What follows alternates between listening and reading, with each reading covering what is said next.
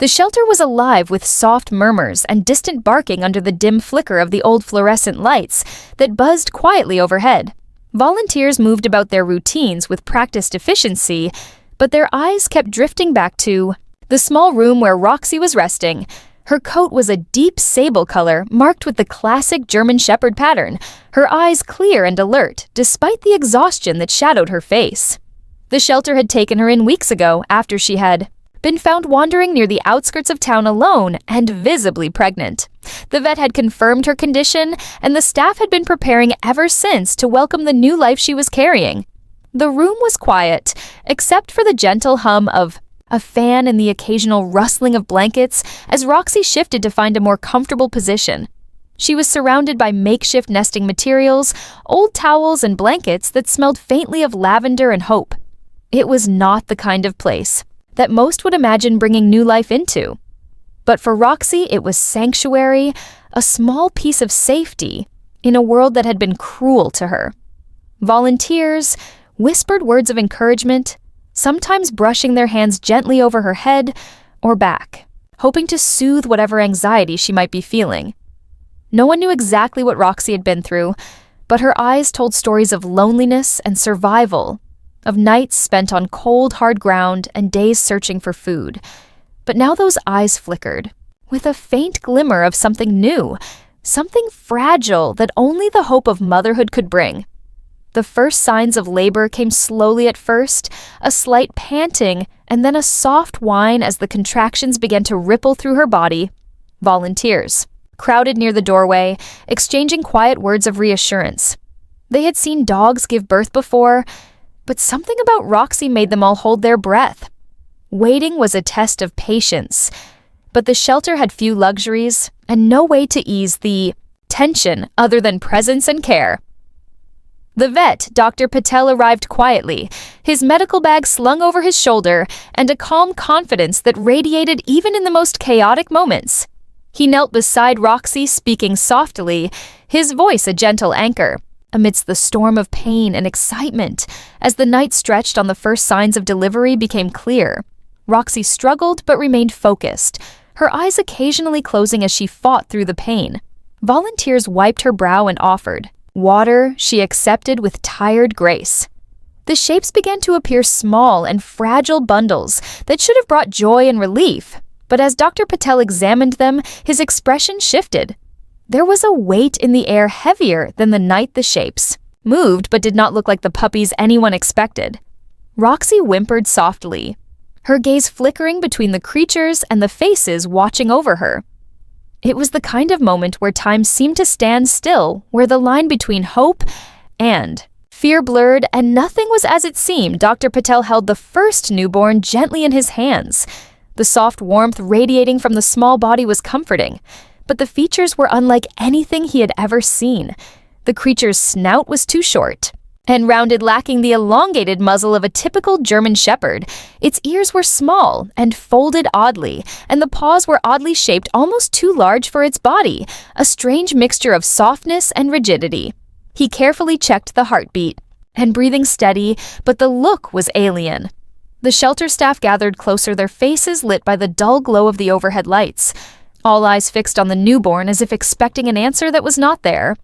Roxy watched too, her eyes wide and alert, but there was no sign of distress, only a quiet vigilance that seemed to deepen the mystery. Dr. Patel called for a small tray and laid the newborn down softly, then reached for the next one. Each one shared the same strange features as the first. The volunteers whispered among themselves, theories and fears, some hopeful, some anxious, but no one could quite explain what they were seeing or what it meant. One of the younger volunteers who had been at the shelter the longest remembered a time when Roxy had been restless near the back fence, a boundary that led to the dense woods beyond the shelter. It was a place that was off limits, but on some nights Roxy would pace close to it, growling low and staring as if something was there. Just beyond sight, the woods were rumored to be home to wild animals, but nothing anyone could put their finger on, and certainly nothing known to crossbreed with dogs. The vet questioned the shelter manager about Roxy's intake history and health. Records, but they revealed nothing unusual. No reports of illness, no strange behavior, just a lost dog needing care. But the newborns defied every expectation. The DNA tests were ordered immediately. Samples taken with sterile care and sent to the lab. But as the hours passed, the tension in the shelter grew thick and palpable. The volunteers tried to distract themselves by caring for other animals, cleaning and organizing.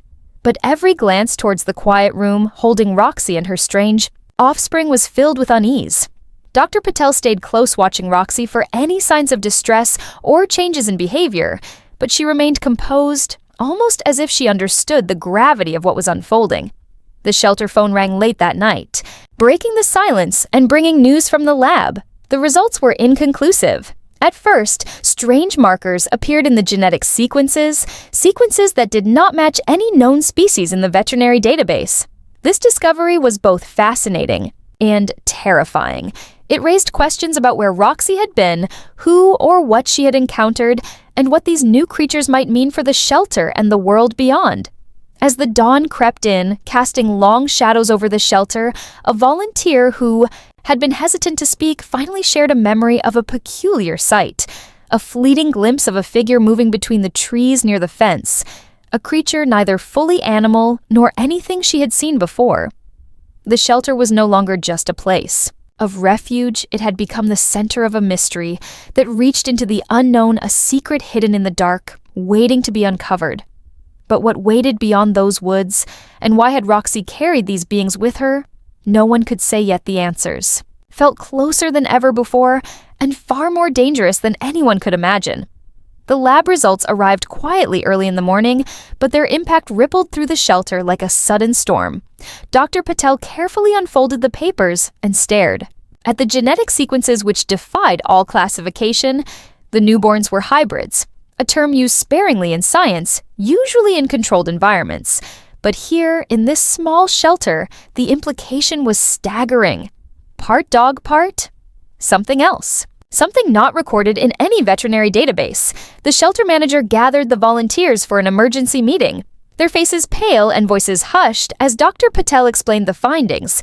He spoke cautiously, warning them not to panic, but the gravity of the situation was clear in his eyes. The DNA contained markers from species that had only been mentioned in obscure scientific reports. Creatures said to inhabit remote forests. Creatures that were rumored to be elusive and mysterious, crossing species barriers in ways that science barely understood. But that was not the only discovery. Roxy herself carried traces of this unusual DNA in her bloodstream, a sign that whatever had happened had been deeper and stranger than anyone could imagine. The volunteers exchanged worried glances, wondering what this meant for Roxy and the newborns. Could they survive out here? Could the shelter protect them? And more importantly, what was out there in the woods that had left this legacy? Behind the nights grew colder, and the woods beyond the fence loomed darker, each shadow twisting into shapes of imagination and fear. Volunteers took turns watching over Roxy and her strange offspring, as if guarding them from unseen threats. The local community was kept unaware for now. The shelter feared panic and speculation that could do more harm than good, but the staff knew that something was watching, something waiting, and perhaps even hunting. Their phones buzzed late at night with calls from neighbors reporting strange noises, flickers of movement, and unexplained footprints near the shelter perimeter. Noises that did not belong to any known animal, and footprints that defied logic. The shelter installed extra lights and cameras. But some nights the footage was corrupted or showed blurred, indistinct shapes, as if the forest itself was trying to hide its secrets.